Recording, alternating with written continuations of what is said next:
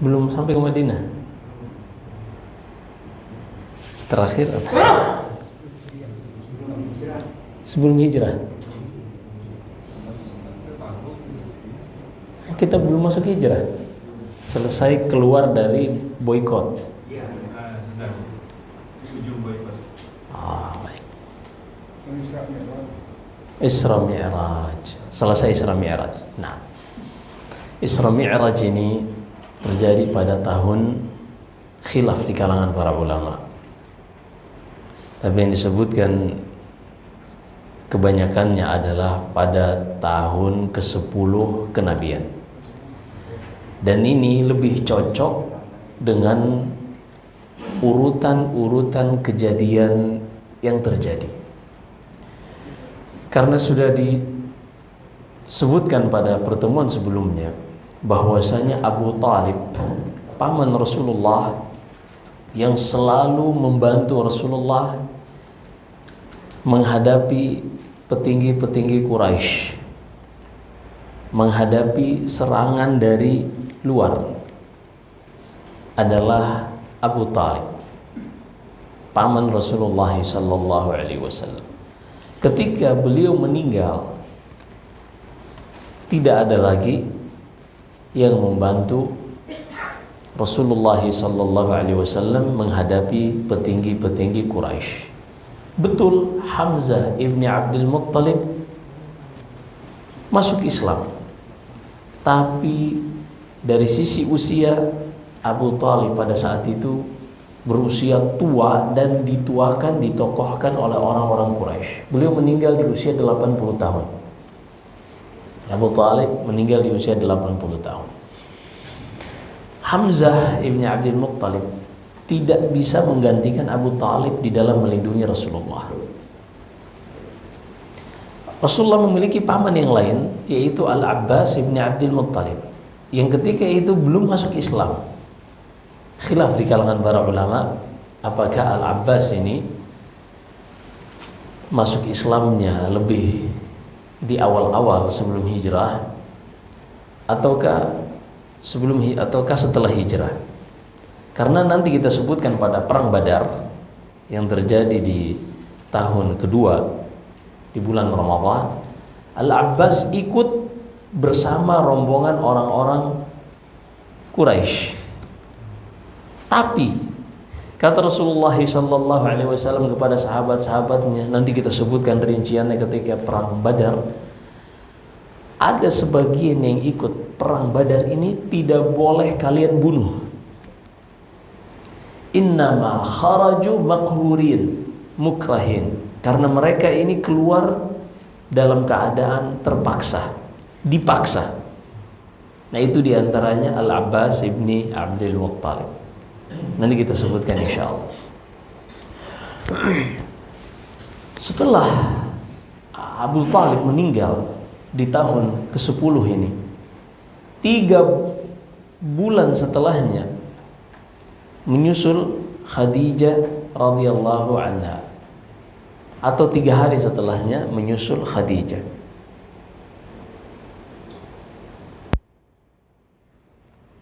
Yang mana Khadijah ini yang selalu memberikan support bagi Rasulullah sallallahu alaihi wasallam dari sisi menguatkan hati Rasulullah sallallahu alaihi wasallam. Ketika 2 hal ini hilang dari Rasulullah, menjadikan tahun tersebut tahun kesedihan bagi Rasulullah sallallahu alaihi wasallam. Dan Allah pun memberikan sesuatu yang dengannya menguatkan Rasulnya, yaitu Isra dan Mi'raj, naik ke langit. Dan ini perjalanan yang khusus hanya untuk Rasulullah sallallahu alaihi wasallam. Dan ahli sunnah wal jamaah meyakini Rasulullah ini Isra dan Mi'raj dengan jasad dan ruh. Jasad dan ruh, bukan dalam mimpi.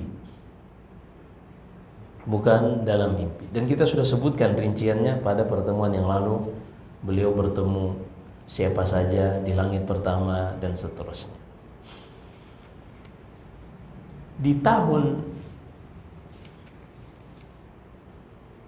ke-11 atau di tahun ke-10 beliau ke Taif juga. Kita udah ceritakan ya tentang Taif. Nah, beliau diusir dari Taif, yang mana tujuan beliau datang ke Taif adalah untuk mencari pendukung baru selain Quraisy. Karena Quraisy sepertinya mereka sudah menutup mata dan menutup telinga dari mendengarkan risalah Rasulullah SAW. Beliau pun berusaha mencari dari luar kota Taif. Inilah dakwah kepada kabilah-kabilah di luar Mekah. Setelah diusir dari Taif, beliau tidak menyerah. Karena beliau ini tinggal di Mekah, dan setiap musim haji bangsa Arab berbondong-bondong datang melakukan ibadah haji ke Mekah. Versi mereka yang mencampur adukan antara ibadah haji dengan kesyirikan. Di antara bentuk mencampur adukan antara ibadah haji dengan kesyirikan ini adalah ketika mereka bertalbiyah, labbaik Allahumma labbaik, labbaik la syarika laka labbaik, illa syarikan huwa lak tamlikuhu wa ma malak. Apa artinya? Kata orang-orang jahiliyah dulu ketika mereka berhaji membaca talbiyah, labbaik Allahumma labbaik, ya Allah, aku menyambut seruan, panggilan. Labbaik Allahumma labbaik, labbaik la syarika laka labbaik. Aku menyambut seruanmu wahai Allah, tidak ada sekutu bagimu. Tidak ada la syarika laka labbaik, tidak ada sekutu bagimu. Illa syarikan huwa lak tamlikuhu wa ma malak, kecuali syarikat yang engkau miliki, engkau menguasai mereka dan mereka tidak menguasaimu. Maksudnya mereka ini menisbatkan bagi Allah sekutu-sekutu yang menurut mereka ini adalah pilihan Allah, yang semuanya di bawah pengaturan Allah. Sekutu-sekutu ini tidak mengatur Allah, tapi Allah lah yang mengatur mereka.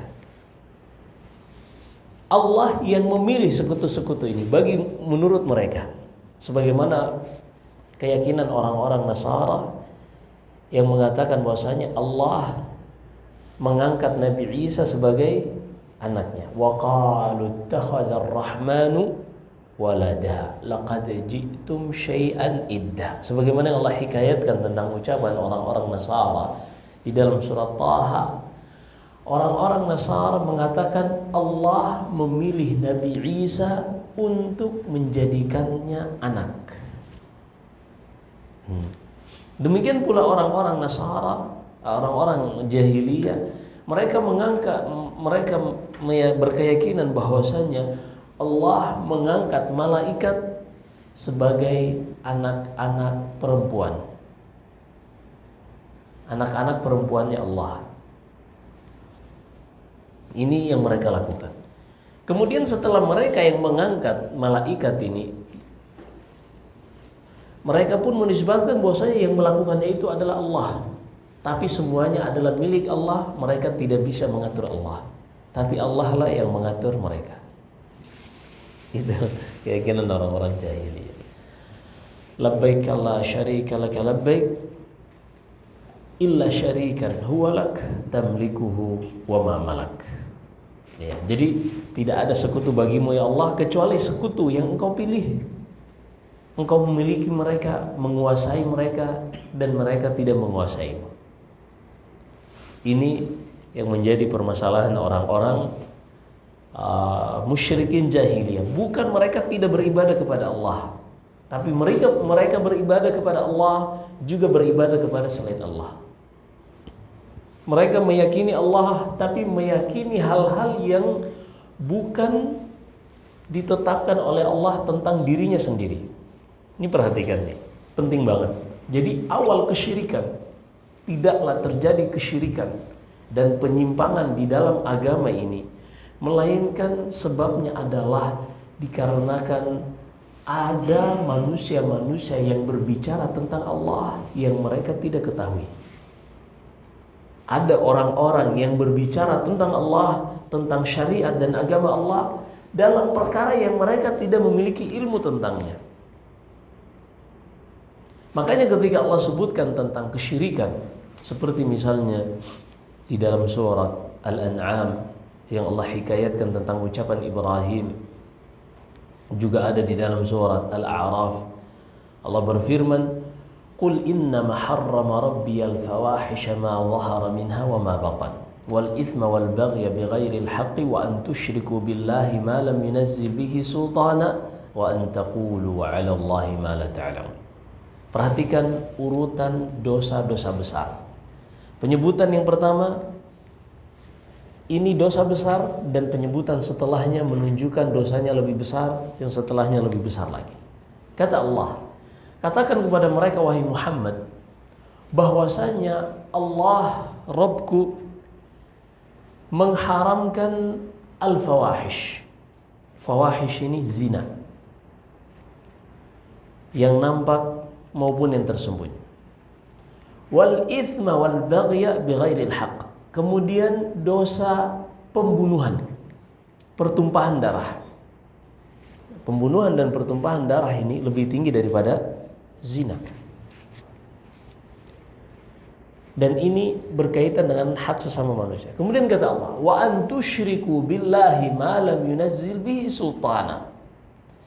Dan Allah juga mengharamkan kepada kalian untuk melakukan kesyirikan kepada Allah dalam perkara-perkara yang Allah tidak pernah turunkan keterangan tentangnya. Perhatikan, dan Allah melarang kalian melakukan kesyirikan yang tidak pernah Allah turunkan keterangan tentangnya. Di sini menunjukkan tidaklah ada kesyirikan melainkan seseorang telah berbicara dan menisbatkan sesuatu kepada Allah yang tidak pernah Allah turunkan keterangan tentangnya, atau Allah tidak pernah turunkan wahyu tentang hal tersebut. Kemudian kata Allah yang keempat, dan ini yang paling tinggi sebagaimana disebutkan Ibnu Al-Qayyim, wa an taqulu 'ala Allahi ma la ta'lamun. Dan Allah mengharamkan bagi kalian untuk berbicara tentang Allah hal-hal yang tidak kalian ketahui ilmunya dari Allah. Jadi tidaklah ada terjadi penyimpangan di dalam agama, baik itu kesyirikan atau bid'ah atau apapun itu, sesuatu yang baru yang membuat seseorang terpalingkan dari Allah. Semuanya sebabnya adalah dikarenakan seseorang berani berbicara, menisbatkan sesuatu tentang Allah atau tentang agama Allah yang tidak pernah Allah turunkan keterangan tentangnya dari wahyu, baik Al-Quran maupun Sunnah. Silakan periksa. Makanya kata Syekhul Islam Ibnu Taimiyah rahimahullah, tidak ada seorang pun yang membuat-buat sesuatu yang tidak pernah dicontohkan oleh Rasulullah, melainkan di dalam Al-Quran atau hadis ada bantahan terhadap hal tersebut. Siapapun yang menisbatkan sesuatu kepada agama Allah yang tidak pernah Allah turunkan keterangan tentangnya, pasti di dalam Al-Quran atau hadis ada bantahan untuk sesuatu yang dibuat yang baru, yang tidak pernah dicontohkan oleh Rasulullah sallallahu alaihi wasallam. Nah,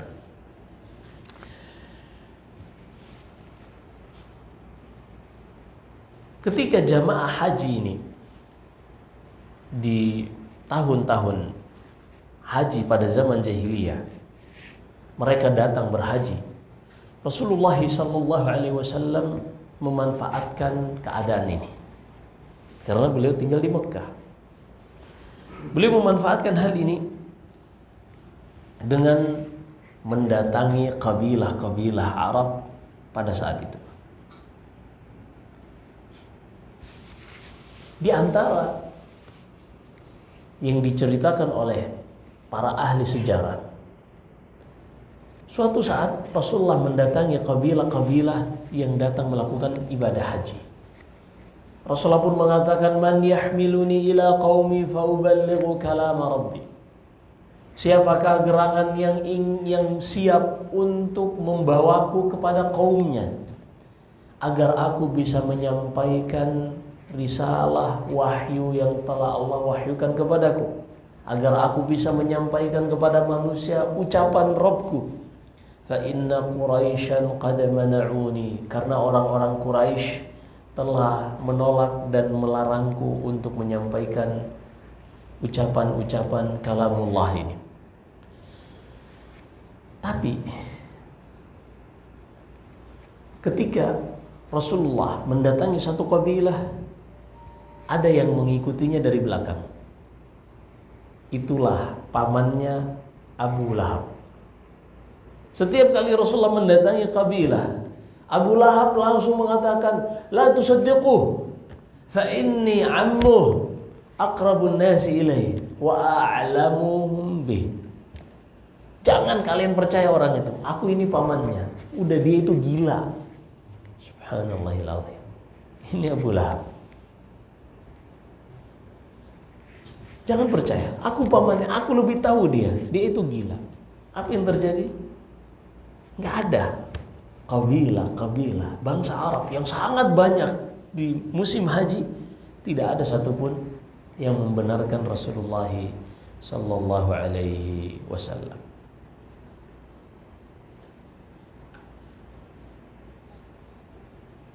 Hingga beliau mendatangi beberapa orang dan mulailah ada yang masuk Islam dari selain penduduk Mekah. Mereka itu adalah kebanyakan, walaupun tidak seluruhnya, orang-orang dari penduduk kota Yathrib.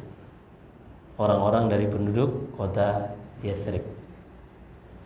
Mereka diantaranya adalah Suwaid ibn Samit, Iyas ibn Mu'ad, Abu Dzar Al-Ghifari. Juga ada dari kabilah selain Yathrib, kabilah Yaman dan antara Hijaz dan Yaman. Ada kabilah Daus namanya. Kabilah Daus ini nanti kita akan kenal siapa yang berasal dari kabilah Daus. Pada saat itu yang datang dari penduduk Daus ini ke Mekah adalah Tufail ibni Amr As-Sadusi atau Ad-Dausi. Tufail ibni Amr Ad-Dausi. Tufail ibni Amr ini, beliau petinggi kabilah Daus. Ketika beliau pulang ke Daus di Yaman, dekat Yaman, orang-orang Daus mulai mengenal Islam. Dan di antara yang mengenal Islam dan masuk Islam pada saat itu, nanti ketika Tufail ibn Amr ini pulang ke kabilahnya, beliau adalah Abu Hurairah Ad-Dausi. Abu Hurairah Ad-Dausi. Tapi Abu Hurairah tidak langsung datang berjumpa Rasulullah sallallahu alaihi wasallam. Nanti ketika Rasulullah sudah berhijrah, Abu Hurairah baru datang berjumpa dengan Rasulullah pada tahun ke-7 Hijriah. Setelah Rasulullah selesai dari perang Khaybar. Insyaallah kita akan sebutkan nanti apa yang diceritakan langsung oleh Abu Hurairah ketika beliau pertama kali mendatangi kota Madinah. Juga ada Dhimat Al-Azdi di antara sahabat-sahabat yang beriman dari kota Yathrib dan juga selainnya.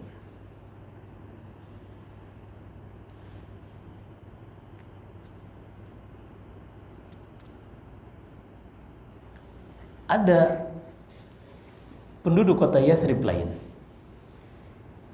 yang beriman, dan ini musim haji tahun ke-11, karena tadi tahun ke-10 peristiwa Isra dan Mi'raj, masuk tahun ke-11 Rasulullah berjumpa dengan kabilah-kabilah di jamaah haji jahiliyah pada saat itu. Ada 6 orang penduduk Yathrib yang mana ini akan menjadi cikal bakal untuk pertemuan tahun ke-12 yang akan terjadi yang namanya Bai'atul Aqabah. Dan ini kita akan mulai masuk tahapan-tahapan yang akan mengantarkan kita kepada persiapan hijrah di tahun 14. Masih ada 2 tahun lagi. 6 anak muda dari kota Yathrib. Yang pertama As'ad ibn Zurarah. Ini nanti akan ada ceritanya juga. Kemudian Auf ibn al-Harith ibn Rifa'ah, Rafi' ibn Malik ibn Ajlan, Qutbah bin Amir ibni Hadidah, Uqbah bin Amir, dan Jabir ibn Abdullah ibni Ri'ab. Ke-6 sahabat inilah yang nanti akan pulang ke Madinah, dan tahun setelahnya nanti mereka akan membawa lebih banyak dari penduduk Yathrib di musim haji berikutnya, yang mana itulah yang akan menjadi cikal bakal namanya Bai'atul Aqabah. Ini kita akan sebutkan insyaallah ta'ala. Ahli sejarah di tahun-tahun ini mereka tidak banyak menyebutkan peristiwa lagi, karena sepertinya Rasulullah SAW setelah wafatnya Abu Talib, beliau lebih sedikit berinteraksi dengan orang-orang Quraisy. Beliau memiliki harapan lebih banyak pada orang-orang di luar Quraisy. Dan ini yang Allah sebutkan di dalam surat Al-An'am, kata Allah, fa iyakfur biha haula faqad wakkalna biha qauman laisu biha bikafirin. Kata Allah, wahai Muhammad, kalau seandainya penduduk Mekah ini tidak mau beriman dengan apa yang engkau dakwahkan, enggak usah bersedih. Faqad wakkalna biha qauman laisu biha bikafirin. Karena kami sudah siapkan manusia-manusia yang akan menerima dakwah yang diwahyukan kepadamu. Ini luar biasa. Dan seperti itu sunnatullah. Banyak di dalam ayat Al-Quran. Di antaranya di surat Al-Maidah misalnya Allah berfirman, ya ayyuhalladzina amanu may yartadda minkum an dinihi fasawfa ya'ti Allahu biqaumin yuhibbuhum wa yuhibbunah adillatin 'alal mu'minina a'izzatin 'alal kafirin yujahiduna fi sabilillahi wa la yakhafuna lawmata la'im. Wahai orang-orang beriman, siapa saja yang murtad dari kalian, maka hal itu tidak akan merugikan Islam dan tidak akan merugikan Allah Subhanahu wa ta'ala. Kata Allah, sangat mudah bagi Allah untuk mendatangkan manusia-manusia yang mereka beriman kepada Allah, beriman kepada Rasulnya, dan mereka siap berjihad di jalan Allah Subhanahu wa ta'ala. Jadi ketika kita berdakwah, ketika kita memberikan sumbangsi sesuai yang kita mampu tentang Islam, sebenarnya kita tidak sedang memberikan jasa kita kepada Islam. Kita tidak sedang memberikan andil kepada Islam, bukan. Tapi kita ingin agar Allah menguatkan kita dan menjadikan kita bagian dari barisan manusia-manusia yang Allah pilih, karena ada manusia-manusia yang tidak mau menerima dan tidak mau memperjuangkan agama Allah Subhanahu wa ta'ala. Ya ayyuhalladzina amanu may yartadda minkum 'an dinihi fasawfa ya'ti Allahu biqaumin yuhibbuhum wa yuhibbuna adillatin 'alal mu'minina 'izzatin 'alal kafirin. Wahai orang-orang beriman, siapa saja yang murtad dari kalian dari agamanya, keluar, enggak mau membantu agama Allah, enggak akan merugikan Allah. Justru dia merugikan dirinya sendiri. Karena Allah ini yang memiliki alam semesta, Allah yang mencipta. Kalian diwafatkan oleh Allah, kemudian Allah ciptakan manusia-manusia yang baru lagi, yang Allah berikan kecintaan kepada mereka. Mereka mencintai Allah, dan Allah akan gunakan mereka untuk membantu agama Allah. Jadi kita tuh tidak sedang memberikan jasa kita kepada Islam. Kita tidak sedang memiliki andil terhadap Islam, bukan. Tapi kita ingin mencari keselamatan diri sendiri dengan berusaha untuk berjalan di atas rel, berdakwah di jalan Allah. Semoga kita adalah manusia-manusia yang Allah Subhanahu wa ta'ala jadikan di antara yang Ia cintai, yang Allah datangkan. Karena ada manusia-manusia yang tidak ingin memperjuangkan Islam. Seperti itu konsep. Dan di dalam Sahih Bukhari dan Sahih Muslim dari hadis Muawiyah ibni Abi Sufyan radhiyallahu anhuma, Nabi sallallahu alaihi wasallam bersabda, "La tazalu ta'ifatu min ummati zahirin 'ala al-haq, la yadhurruhum man khalafahum wala man khadhalahum hatta ya'ti amrullah." Akan terus ada sekelompok, segelintir orang dari umat ini, kata Rasulullah, yang mereka terus berjalan di atas kebenaran, mendakwakan Islam yang murni sebagaimana yang diajarkan oleh Rasulullah secara terang-terangan. Tidak akan pernah ada yang bisa menghentikan langkah mereka atau ingin menghinakan atau menghancurkan dakwah mereka. Tidak akan pernah. Maka ketika kita menjelaskan bahwasanya ini adalah syariat Allah, ini ditambah-tambahkan, ini inovasi, ini bid'ah, kita bukan untuk membenci kaum muslimin. Kita bukan ingin merusak perayaan-perayaan kaum muslimin. Sama sekali kita nggak ada kepentingan dengan hal itu. Tapi kita ingin menjadi bagian dari segelintir orang yang Allah Subhanahu wa ta'ala jaga mereka istiqamah di dalam menjalankan Islam yang pure, Islam yang benar-benar murni sebagaimana yang dahulu dijalankan oleh Nabi sallallahu alaihi wasallam. Ini yang harus kita pahami di dalam konsep Allah Subhanahu wa ta'ala menciptakan alam semesta ini.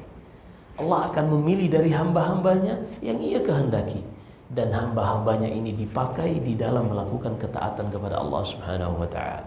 Allah berfirman di dalam surat Al-Qasas, "Wa rabbuka yakhluqu ma yasha wa yakhtar, ma kana lahumul khiyarah." Subhanallahi wa ta'ala amma yusyrikun.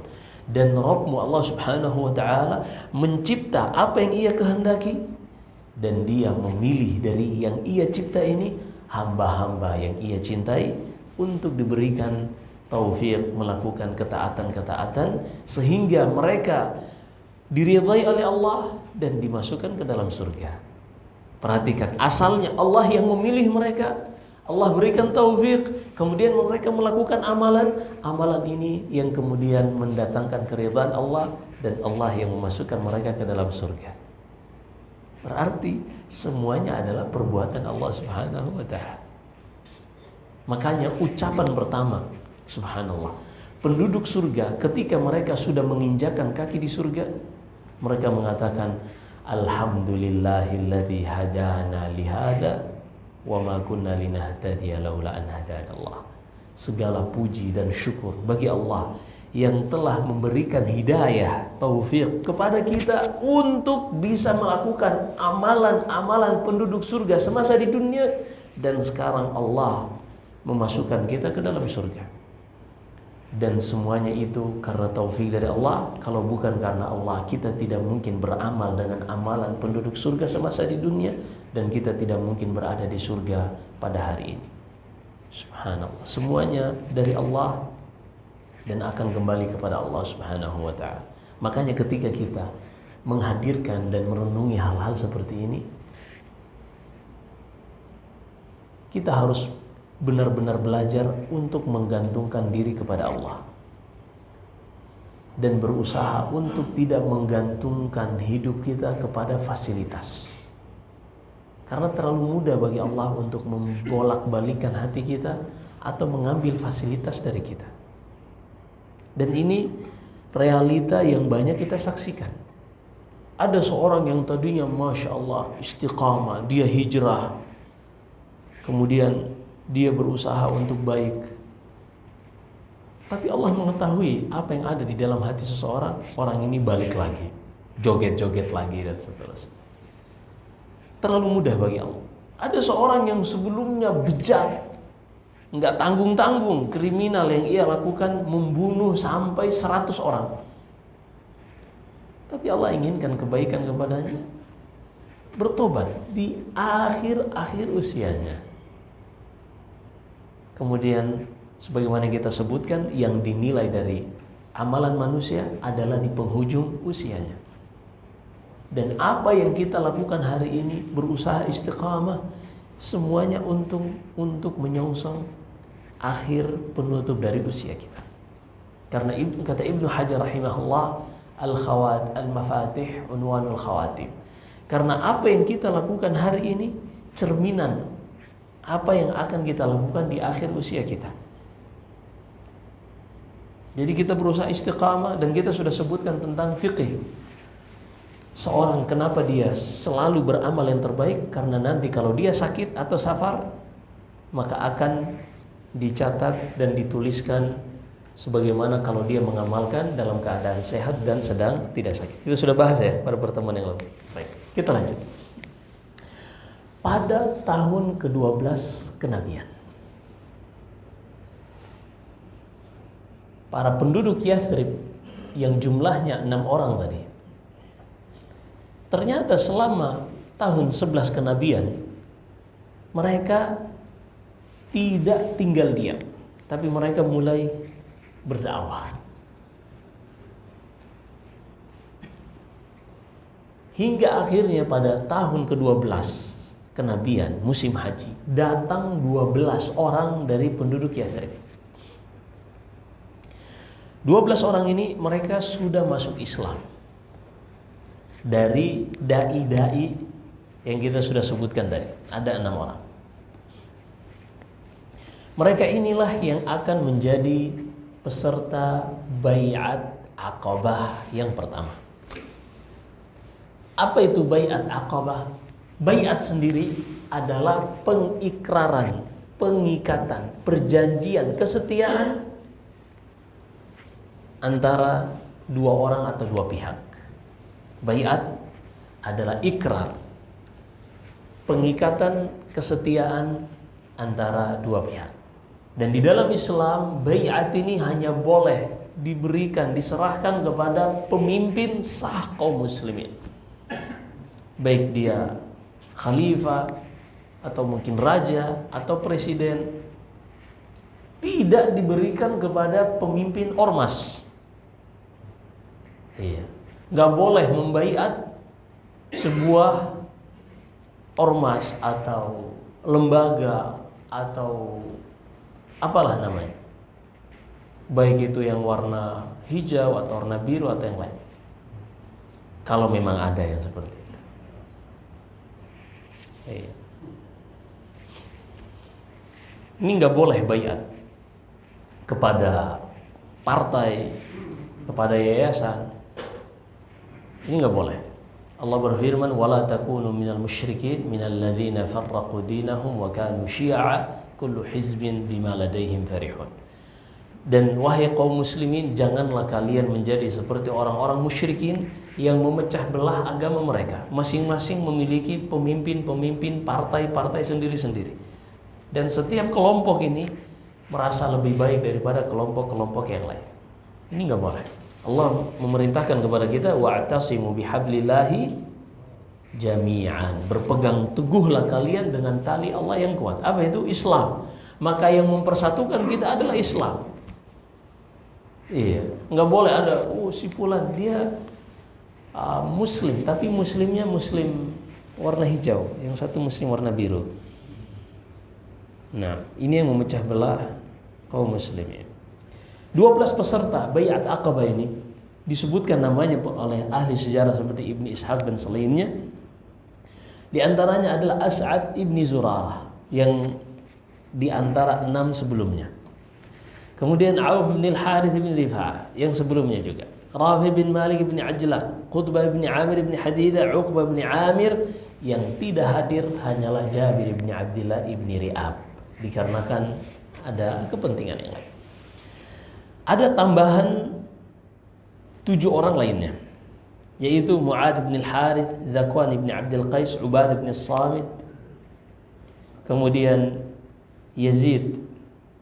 Ubadah bin Samit ini yang nanti kita akan sebutkan, dialah yang meriwayatkan lafaz isi dari baiat perjanjian kesetiaan ini sebagaimana disebutkan al-Imam al-Bukhari dalam Kitabul Iman dalam Sahih Bukhari. Juga ada Yazid bin Tha'labah, Abbas bin Ubadah, dan Abu Haytham bin Tayhan, dan Uwaim bin Sa'idah. Kita akan ceritakan apa isi dari baiat Aqabah yang pertama.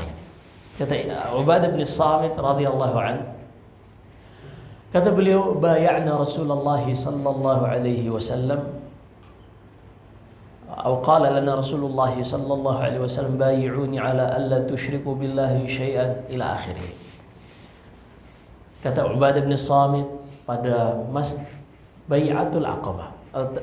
Afwan, tadi kita baru jelaskan bai'at. Kemudian Aqabah. Aqabah adalah tempat di Mina yang mana jamaah haji melakukan lempar jumrah padanya. Aqabah ini ada 3. Ada jumrah Aqabah kubra, ada yang wusta, dan ada yang sughra. Ketika tanggal 10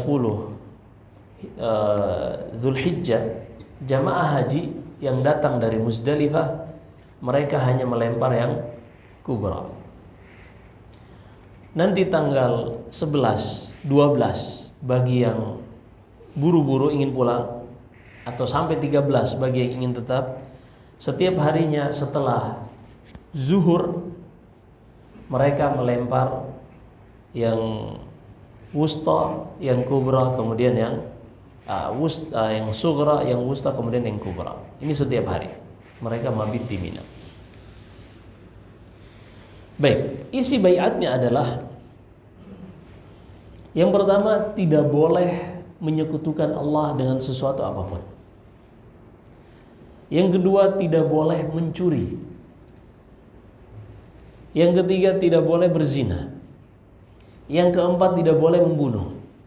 Yang kelima, tidak boleh membuat tuduhan kedustaan palsu terhadap orang lain.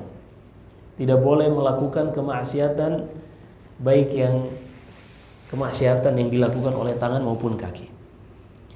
Kemudian yang keenam, tidak boleh menyelisihi perintah Rasulullah sallallahu alaihi wasallam. Ini 6 isi dari baiat, dan ini disebutkan Allah di dalam surat Al-Mumtahanah.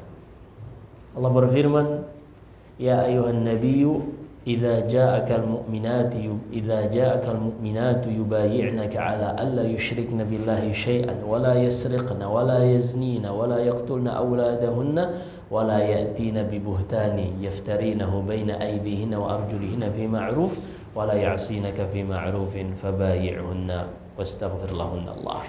Inilah isi dari baiat Aqabah yang pertama. Kemudian kata Nabi sallallahu alaihi wasallam, sebagaimana dalam hadis Jabir bin hadis Ubadah bin Samit, ketika selesai baiat, kata Ubadah bin Samit, Rasulullah mengatakan, "Faman wafa minkum fa ajruhu 'ala Allah." Siapa saja yang benar-benar setia memegang perjanjian kesetiaan ini, maka pahalanya langsung Allah yang akan membalasnya.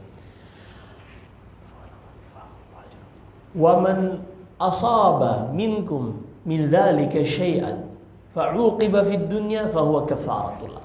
Siapa saja yang terjatuh dalam dosa-dosa besar ini, selain kesyirikan tentunya, kemudian ditegakkan hukum had padanya, maka hukum had ini akan menjadi penggugur dosa-dosanya. Allah tidak akan mengadabnya di akhirat kelak. Kita ulangi. Ketika seorang membunuh, tadi kan ada larangan tidak boleh membunuh. Ada seorang yang membunuh jiwa yang tidak berhak untuk dibunuh. Kemudian dia datang kepada hakim. Dia mengaku Lalu hakim memutuskan bahwasanya dia dihukum qisas. Karena memang keluarga yang terbunuh mereka meminta qisas. Maka ketika dia diqisas di dunia, meninggal, maka dia tidak akan diazab lagi di hari kiamat kelak dikarenakan dosa pembunuhan yang dia lakukan ini. Ini menjadi kafarah. Kemudian kata Rasulullah, "Wa man asaba min dzalika syai'an tsumma satarahu Allah, fahuwa ila Allah." Siapa saja di antara kalian yang terjatuh melakukan dosa besar ini, kemudian Allah menutupi aibnya, misalnya ada seorang yang berzina, waliyadzubillah, kemudian Allah menutupi aibnya,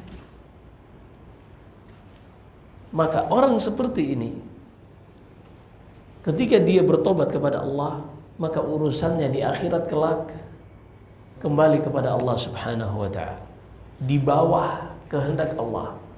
Kalau Allah ingin mengazabnya, maka Allah tidak menzaliminya karena dia sudah melakukan dosa. Tapi kalau Allah ingin memaafkannya langsung dan langsung dimasukkan ke surga, Allah Maha Mulia untuk mengampuni hamba-hambanya. Disinilah yang menunjukkan kebenaran akidah ahli sunnah wal jamaah. Apa itu? Bahwasanya mereka tidak mengkafirkan pelaku dosa besar hanya karena melakukan dosa besar. Dan ini punya konsekuensi, Pak. Adapun Khawarij yang pemikirannya diadopsi oleh para teroris, mereka ini mengkafirkan pelaku dosa besar. Artinya apa? Ketika ada orang yang berzina, bagi mereka kafir. Konsekuensinya kalau sudah kafir, maka dia murtad. Halal darahnya, halal hartanya. Makanya ketika mereka ingin melakukan aksi terorisme, melakukan pengeboman, mereka menjarah mendatangi toko emas dan melakukan pencurian. Iya kan? Waktu itu kasusnya ada ya. Ketika mereka diberitahu bahwasanya ini misalnya pemiliknya muslim atau mungkin kafir yang dilindungi oleh negara. Nanti kita akan sebutkan bagaimana Islam menata kota Madinah. Kafir dilindungi oleh negara. Mereka mengatakan enggak, pemerintahnya taghut dan ini murtad. Kan itu pemikiran mereka. Akhirnya mereka menjarah toko emas, menjarah apapun. Mereka mengatakan apa? Semuanya halal. Oh, ini orang-orang murtad semua. Sampai ada salah seorang penduduk Madinah, asli penduduk Madinah di Arab Saudi, diwawancarai di televisi Arab Saudi. Masih ada rekamannya di YouTube. Dia mengatakan semuanya di Arab Saudi ini kafir. Nggak ada satupun yang tersisa.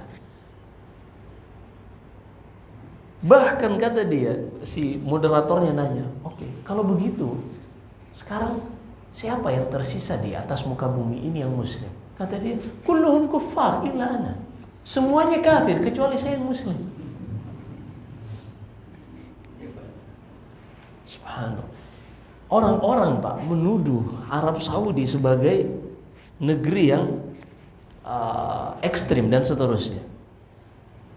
Padahal, Pak, Arab Saudi ini di antara negara yang paling banyak terkena dampak terorisme. Rekam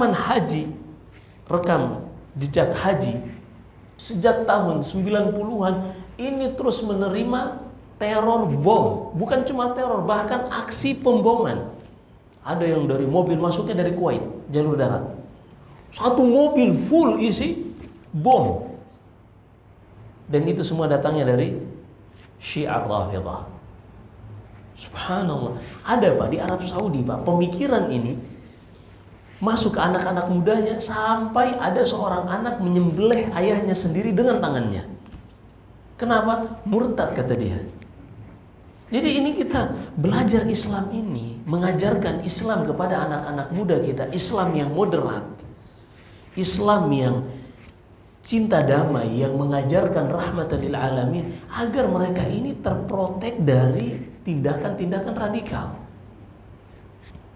Sejak dari dulu Islam sudah menghadapi radikalisme ini. Bayangkan tokoh-tokoh Islam, Khalifah Utsman bin Affan, Khalifah Ali bin Abi Thalib, yang membunuhnya siapa? Teroris yang mengatasnamakan Islam. Jadi pengalaman Islam untuk menanggulangi radikalisme sejak 14 abad yang lalu. Nah, belakangan ada yang ingin mengajarkan tentang penanggulangan radikalisme kepada Islam. Anda kurang piknik. Dan menuduh Islam agama yang intoleran. Loh, mana yang lebih hebat? Ketika Rasulullah datang, nanti kita sebutkan. Makanya kita belajar sejarah ini, Pak, untuk memperlihatkan keindahan Islam. Orang ingin mendiskreditkan Islam ketika dia tidak mengenal sejarah, dia nggak bisa bantah. Coba sekarang misalnya ada orang-orang yang mengatakan, Islam ini kan di dalamnya qatilul ladzina la yu'minuna billahi wala bil yawmil akhir. Di surat At-Taubah, di dalam Al-Quran Allah perintahkan perangi semuanya sampai agama itu hanya untuk Allah. Iya kan? Perangi orang-orang kafir sampai agama itu hanya untuk Allah. Berarti harus membunuh semua orang-orang kafir. Ini kan radikal. Ini kan intoleran. Bahkan mereka mengatakan kalimat jihad ini adalah kalimat radikal. Kalau ada jihad, kata-kata jihad, bahkan ada satu buku, Pak. Satu buku yang dibikin oleh salah seorang aktivis Islam. Buku bacaan anak-anak bahasa Indonesia. Bahasa Indonesia tapi di sekolah Islam. Ada kata jihad, langsung diblokir buku itu. Subhanallah, kalau mereka tahu jihad yang sebenarnya, yang nanti kita akan bahas bagaimana jihadnya Rasulullah, mereka tidak akan pernah menuduh Islam agama yang radikal. Justru Islam ini menghadapi radikalisme sejak dulu. Bayangkan, Khalifah ini lebih tinggi dari presiden. Presiden hanya beberapa tempat. Khalifah Ali bin Abi Thalib. Ini Syam, Hijaz, kemudian daerah-daerah Irak, semuanya di bawah pemerintahan seorang khalifah. Dibunuh oleh teroris. Bayangkan.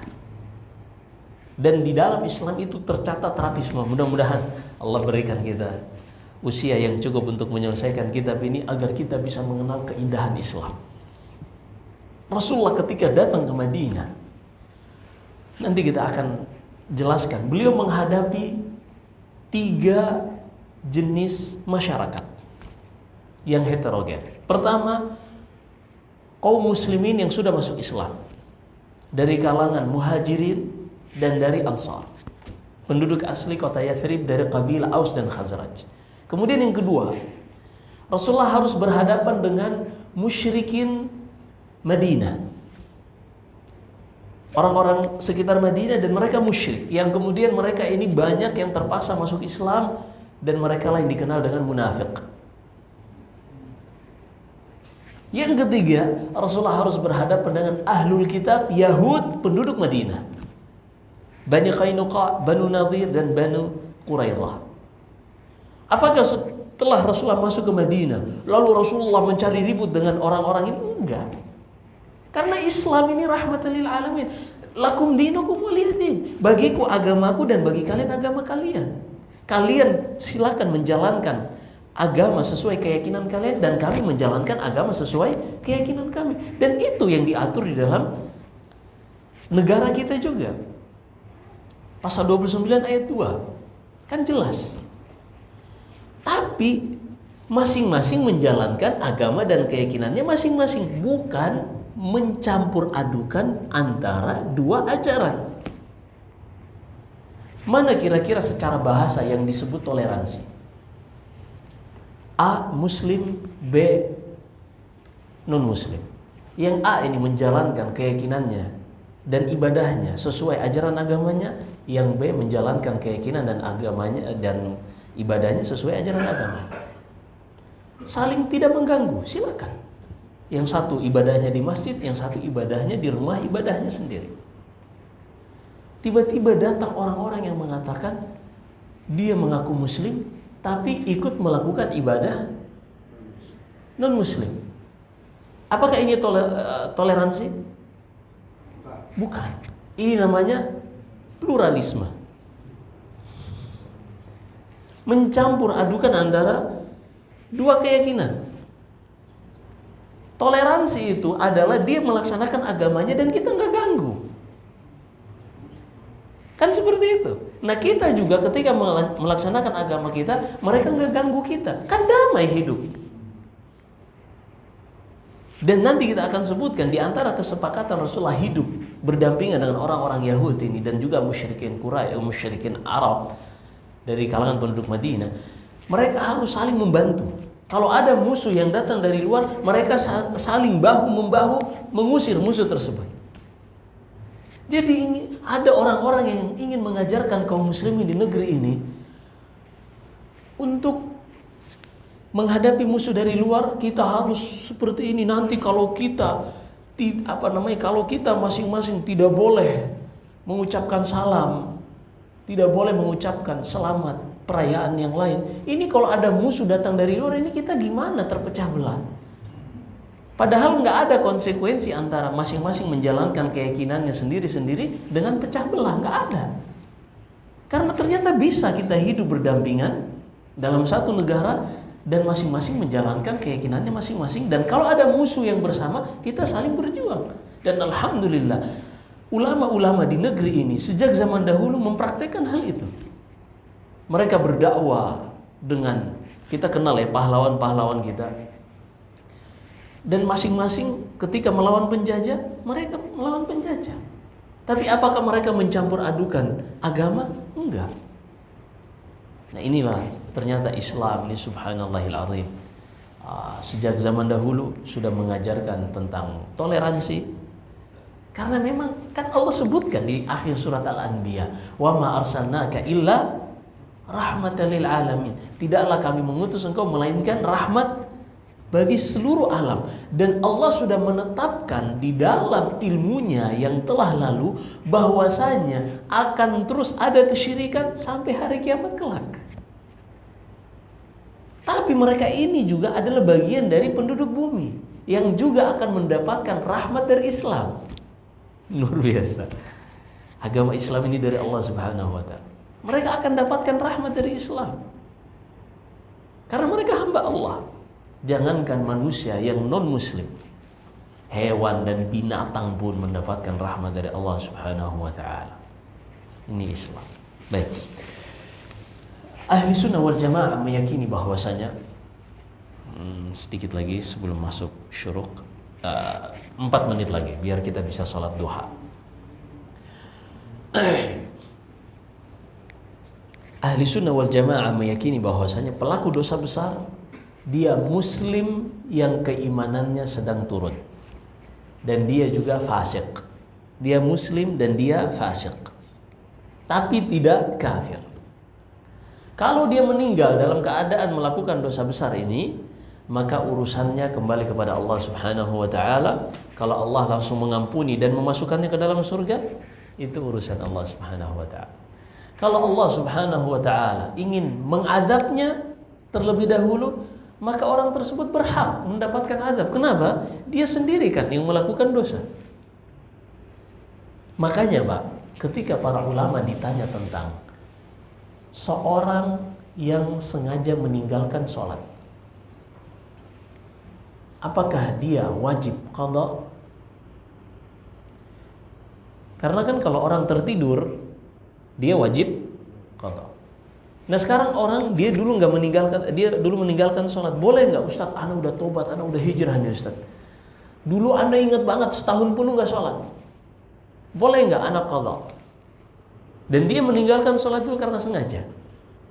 Jawabannya apa? Enggak.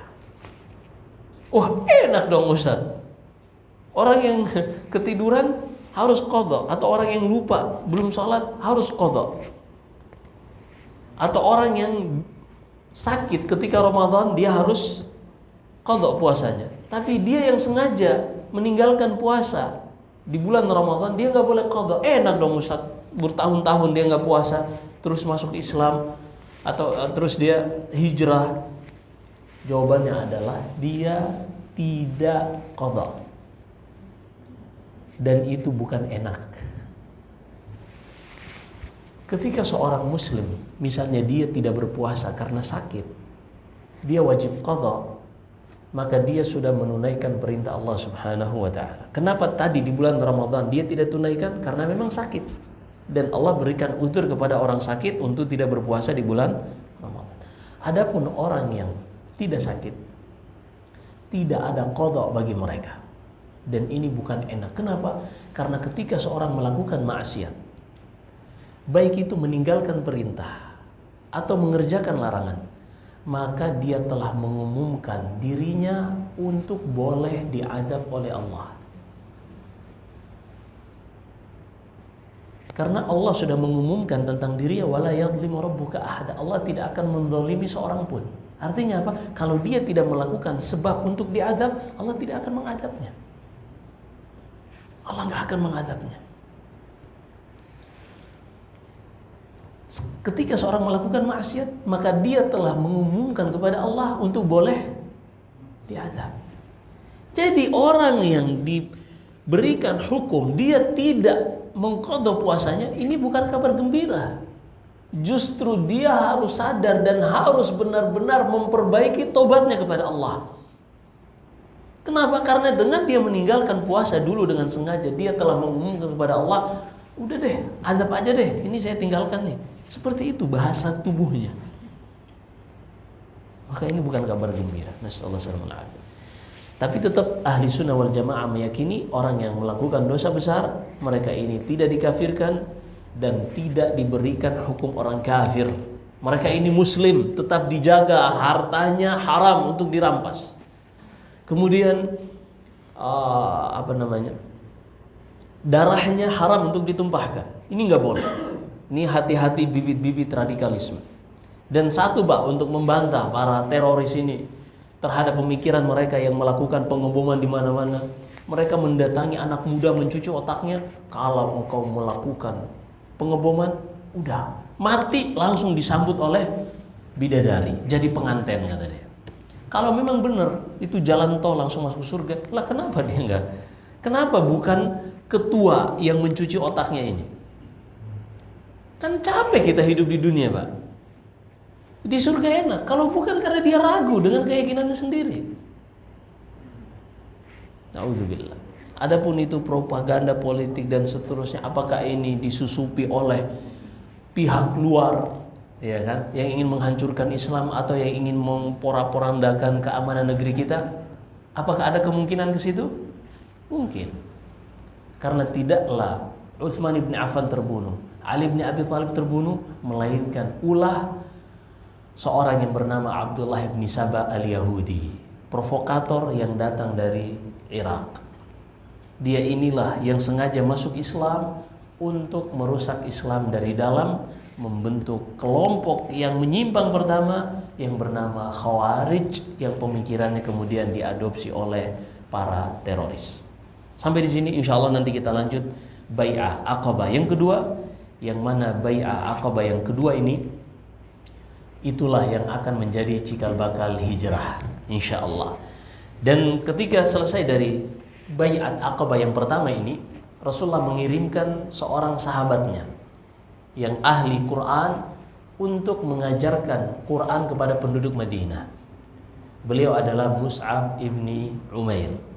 Berangkatlah Mus'ab ibni Umair ini dan mengajarkan penduduk Madinah Quran, sehingga kata rawi, sebelum Rasulullah hijrah menginjakkan kakinya di Madinah, tidak ada lagi satu rumah dari penduduk Yathrib, dari kabilah Aus dan Khazraj, melainkan mereka telah masuk Islam. Kita akan sebutkan nanti insyaallah pada pertemuan berikutnya. Wallahu a'lam. Cukup?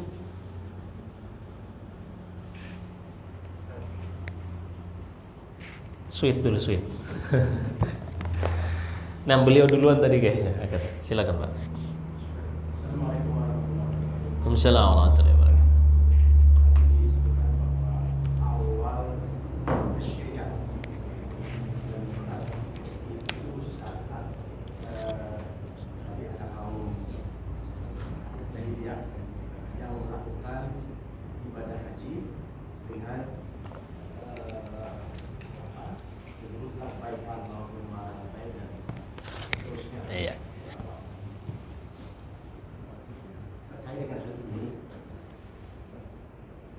beberapa hari yang lalu ada pernyataan dari sebut saja suatu tokoh ketika berpesan pada seorang di TV bahwa pesannya adalah lanjutkan Islam Nusantara,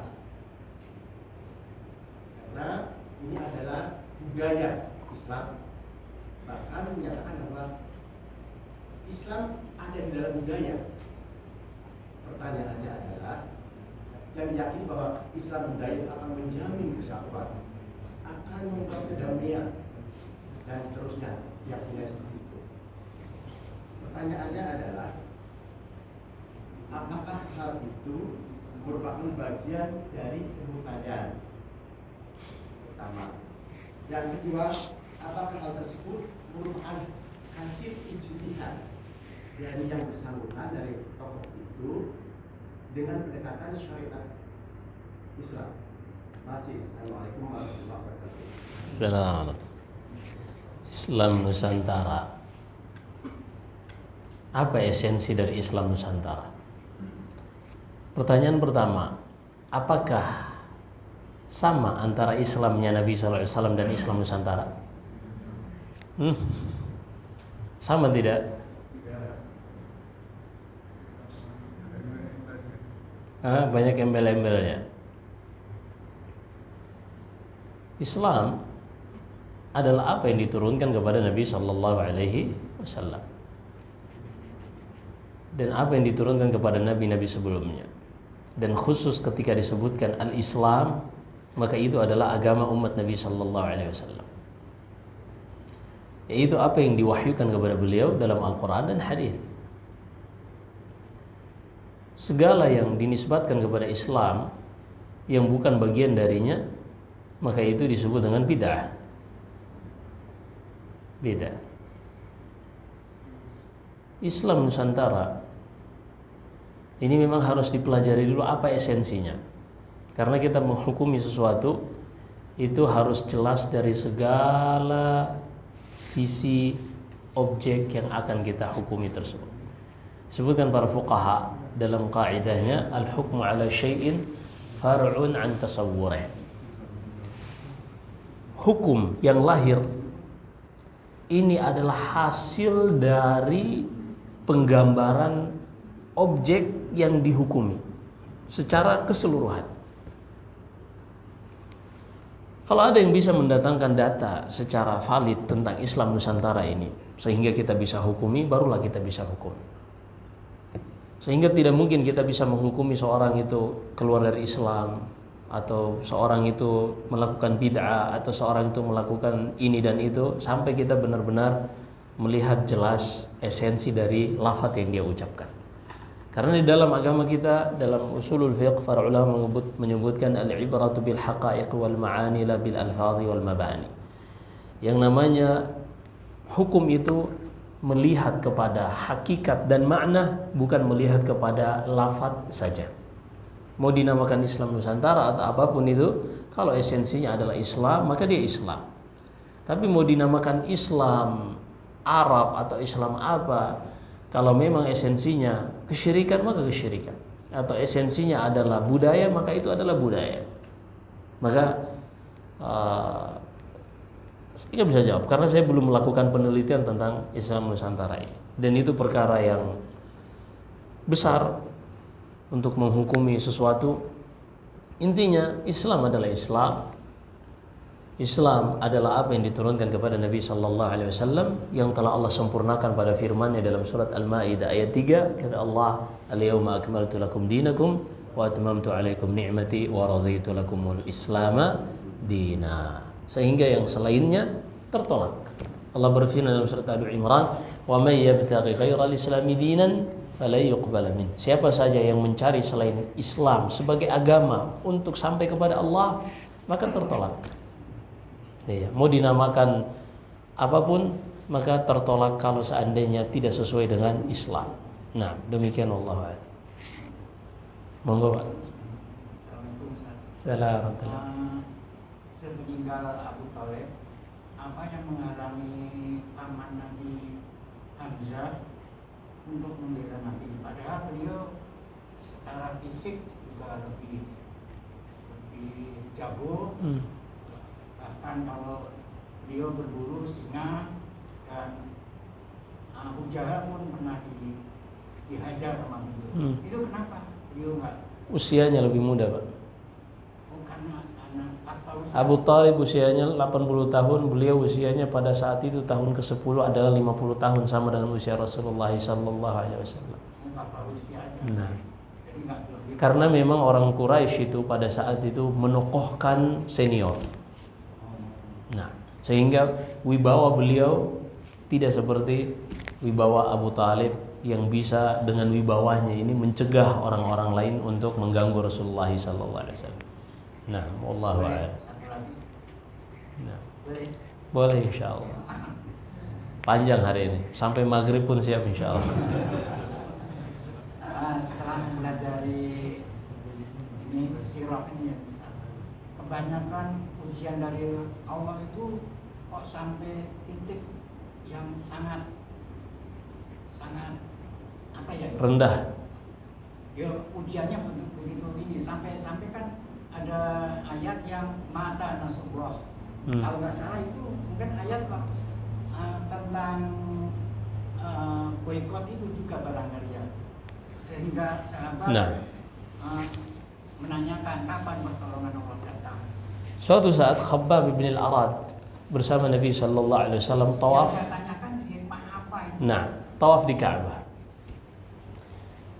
Lalu kata Khabbab, "Ya Rasulullah, bukankah kita di atas kebenaran dan musuh-musuh kita di atas kebatilan, dan kita terus diintimidasi, dipersekusi dan seterusnya? Ala tastansir ya Rasulullah, tidakkah engkau meminta langsung Allah menolong kita wahai Rasulullah? Meminta kepada Allah untuk langsung menolong. Udahlah, selesaiin urusan ini." Apa kata Rasulullah? Kana rajul min qablikum, ada dahulu umat sebelum kalian seseorang,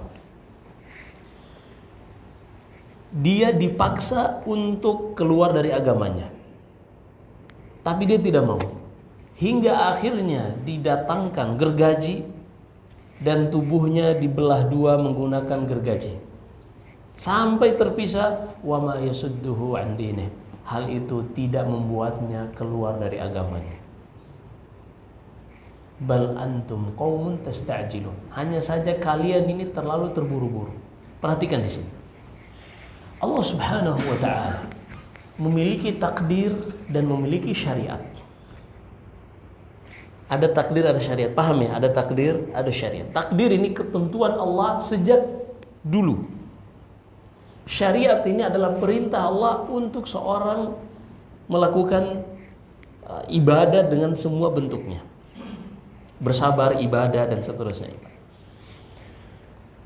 Pada ketetapan Allah yang telah berlalu, Allah Subhanahu wa taala telah menetapkan bahwasanya setiap pertolongan ini hanya akan datang setelah ada kesabaran. Makanya sering Pak, kalau bapak-bapak baca ayat Al-Quran, walaula kalimatun sabaqat min rabbika laqudiya bainahum, kalau bukan karena takdir Allah yang sudah berlalu, Allah akan habisi musuh-musuh Islam. Tapi kan Allah sudah menetapkan juga Allah akan menguji Nabi. Kan Nabi ini manusia biasa, yang untuk masuk surga dia harus melewati ujian juga.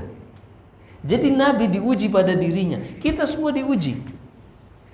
Hingga akhirnya Allah menurunkan firman-Nya di dalam surat Al-Baqarah, am hasibtum an tadkhulul jannata walamma ya'tikum mathalul ladzina khalu min qablikum massathumul ba'sa wad-dharra wa zulzilu hatta yaqula ar-rasul wal ladzina amanu ma'ahu mata nasrullah ala inna nasrallahi qarib. Wahai manusia, ini ngeri banget Pak kalau kita renungkan ayat ini pada diri kita. Apakah kalian menyangka kalian akan masuk surga begitu saja, sementara belum datang kepada kalian apa yang menimpa umat-umat sebelum kalian?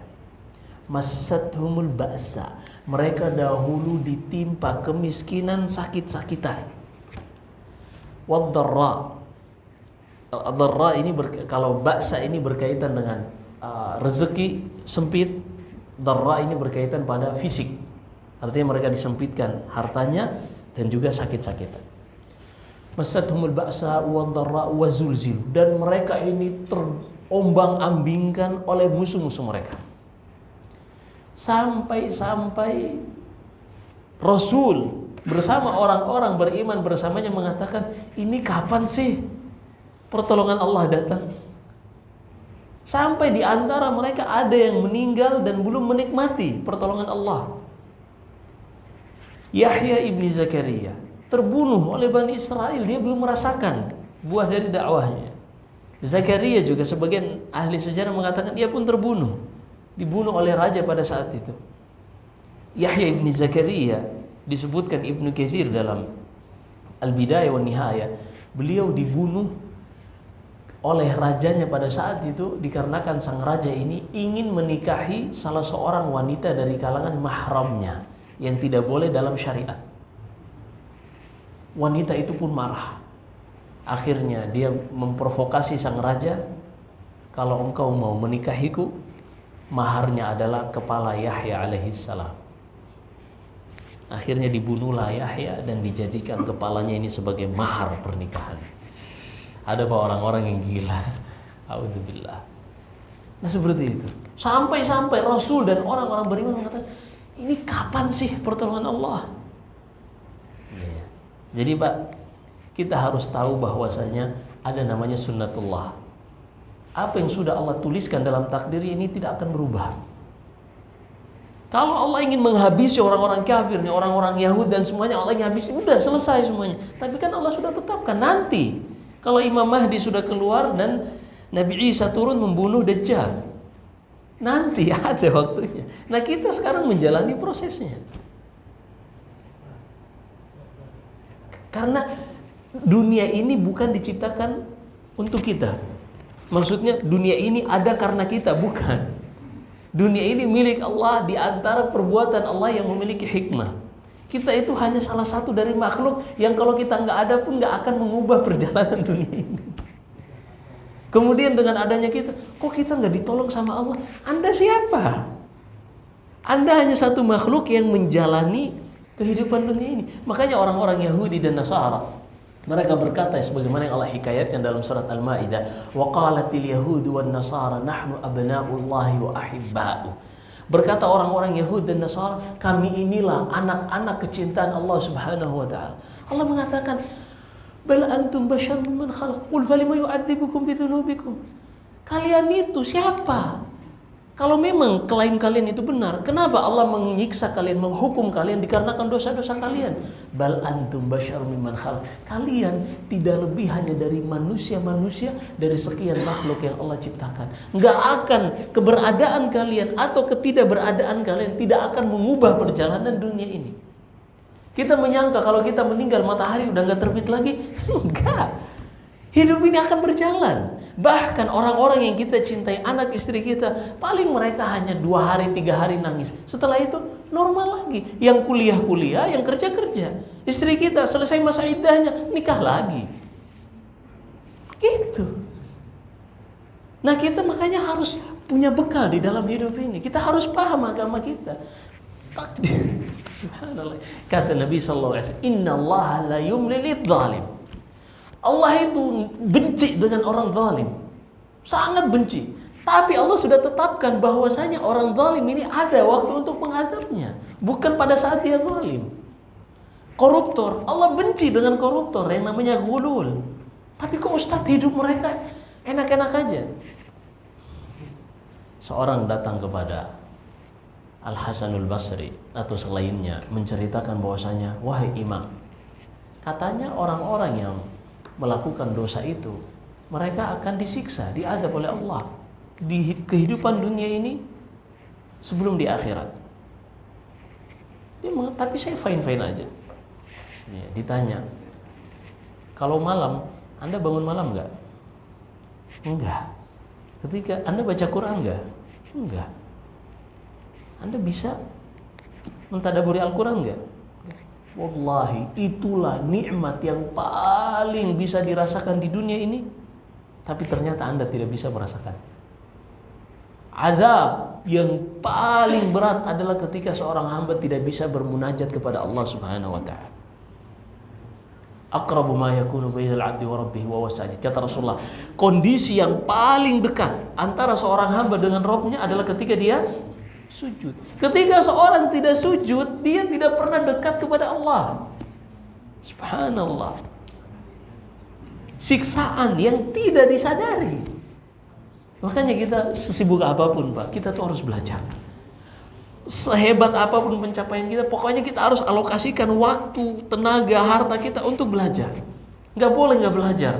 Karena kalau kita nggak belajar, kita nggak tahu kalau diri kita ini lalai. Kalau kita nggak belajar, kita nggak tahu kalau jalan yang kita tempuh ini salah.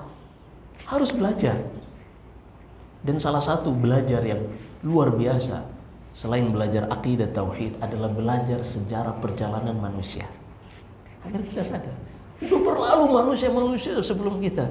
Apakah kalau kita mati dunia ini akan berubah? Siapa Anda? Allah musta'an. Demikian, Allahu a'lam. Semoga apa yang kita dengarkan bermanfaat. Kita lanjutkan insyaallah semakin dekat kepada hijrah. Dan hijrah ini peristiwa yang sangat luar biasa yang mengubah peradaban dunia. Kita akan sebutkan pada pertemuan berikutnya insyaallah. Jika ada benarnya semata-mata dari Allah Subhanahu wa taala, jika ada kesalahan dan kelurahan dari saya, wa astaghfirullah li wa lakum. Sallallahu alaihi wasallam baraka ala nabiyyina Muhammad. Subhanakallahumma wa bihamdik, asyhadu an la ilaha illa anta, astaghfiruka wa atubu ilaik. Wassalamu alaikum warahmatullahi wabarakatuh.